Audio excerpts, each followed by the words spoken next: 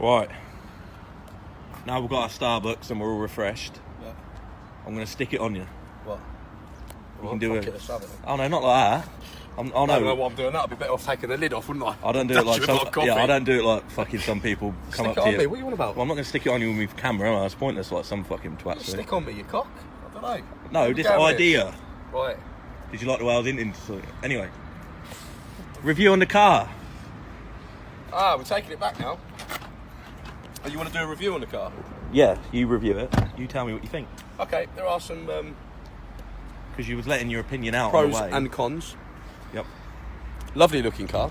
What are you going to start with, pros or the cons? Come on, make it I'll clear. do a bit of both actually. Alright. I'll mix it up a bit. See the grille? Fucking love the grille. Yep. It's actually a good looking car. This car in particular is better with the roof down. I think it looks a lot better and it looks a lot longer when you've got the roof down. What annoys me is, listen to this, unlock it. Makes a horrible fucking noise. Like a truck reverse, isn't it? Yeah, literally. Like vehicle is reversing. Yeah. Vehicle is, hold on, let's do it, shall we? Yeah. Vehicle is reversing. Yeah, it is. Wow, it looks pretty sleek on the inside. For a sports car, it's quite practical. Yep. So it's got a few cup holders. Look, come here. Okay. Well, it's actually a class of knick-knack holders today. But you've got 2 cup holders there and another 2 cup holders in there. Oh shit. Never enough cups. Oh yeah, and there's 2 in the back. Is it? Yeah. There you go, 6 fucking cup holders. Shit, there's 4 on the roof rack. That's it. Get in the passenger side, I'll show you some other shit. Now.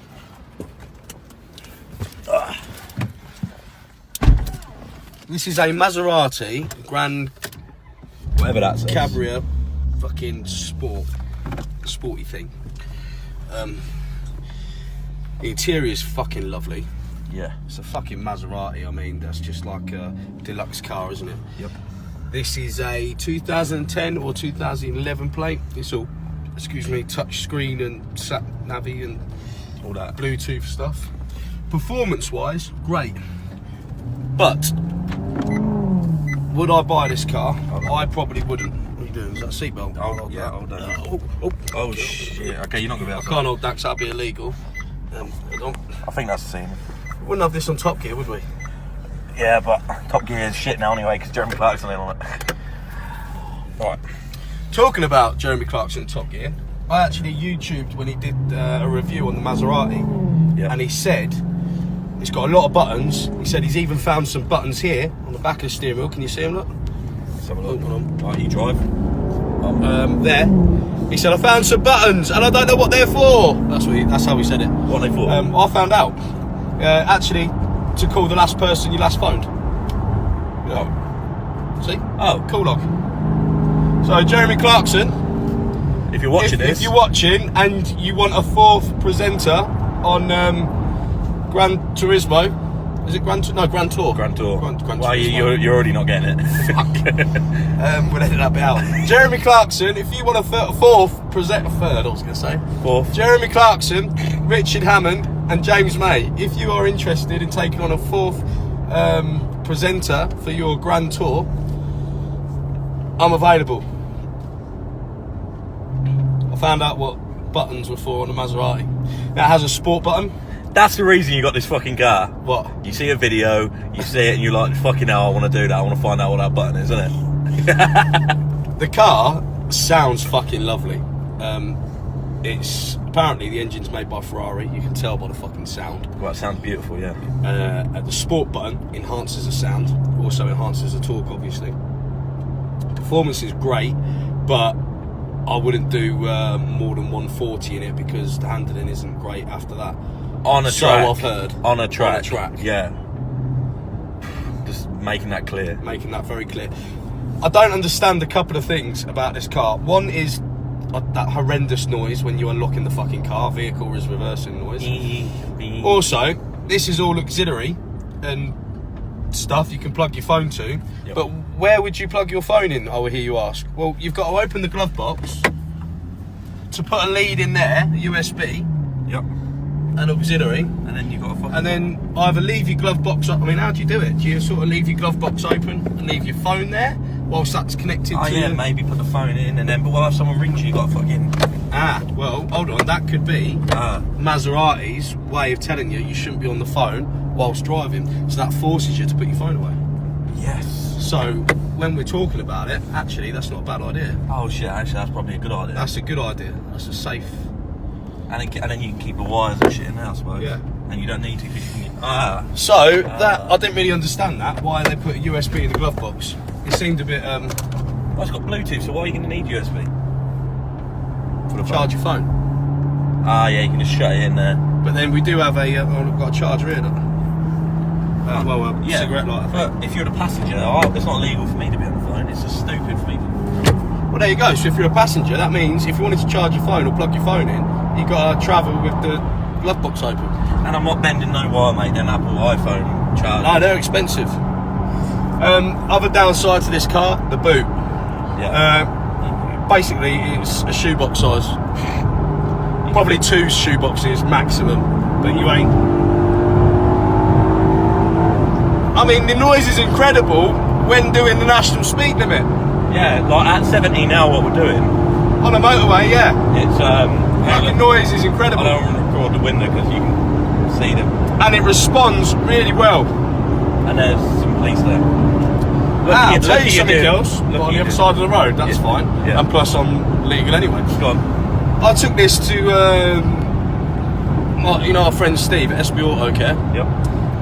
Because I owed him some money. I was paying something. And he said, fucking hell, look at the flappy paddles on that. Look at that. Look how big they are. They're like Dumbo's ears. And they are massive. But that's a fucking plus thing. I don't know whether you're used to flappy paddles, but when you're driving high-performance cars, your proper stance wants to be both hands on the wheel, right? Any decent driver, and you're driving high-performance cars at a high fucking speed, you want both hands on the wheel when they're there. Well, when you're both hands on the wheel, of course, you've got to take your hand off the wheel sometimes, slowing, cornering to do the flappy paddles. Yeah, you've got to slide it. Well, the longer the flappy paddle, the more you don't have to move your hand off the steering wheel. Does that make sense? Yeah. So actually, for performance-wise, you want a big flappy paddle. Really, I think they should design, I don't know whether they have done, but a good design would be having the flappy paddle actually on the steering wheel. That way, look, even if I was to turn my hands that way, I could still change gear. Turn my hands that way, still change gear without taking my hand off the steering wheel. Now, Ferrari, Maserati, Lamborghini, Bentley, if you're listening... Astra. If you're listening and you do make a design like that, I thought of it first. Yep. And this video is now on YouTube. It's painted. Which means I can date this back. Wouldn't that be a better design, actually, having the flappy paddle on the steering wheel? It's tailored to you, yeah. So that's the plus side with the car. You've got big flappy paddles, like Dumbo is. What would you rate it out of 10 overall? Ooh. Yeah, overall rating. That's with the pros and cons and everything. This car, Maserati. Yeah. That model. This car on its performance and looks and what it is. 6 out of 10. Now this particular car is it's been well maintained. It's available from Junction 17 for 45 grand, I think. Yeah. Which means from new, I don't know, probably be about 80 grand maybe, 100 grand car. I can't see spending that money with them little faults on it. I think you can get a lot more for your money, probably with a Range Rover, with a Bentley, with Porsche, or Mustang, wherever. There's other cars out there that you could get a bit more. But then saying that, probably the only reason if I was to buy a Maserati is not many young people drive them. True. So that's why I buy sort of car. That's why I had my Volvo. Yeah. I love my Volvo. Lovely cars, aren't they? It's in the new shape Volvo. Great car that was. Anyway, that's a fucking car. Peugeot 205. Look at that. I tried buying one of them the other day, didn't I, Billy? You fucking didn't. You bid a few grand for it. I did.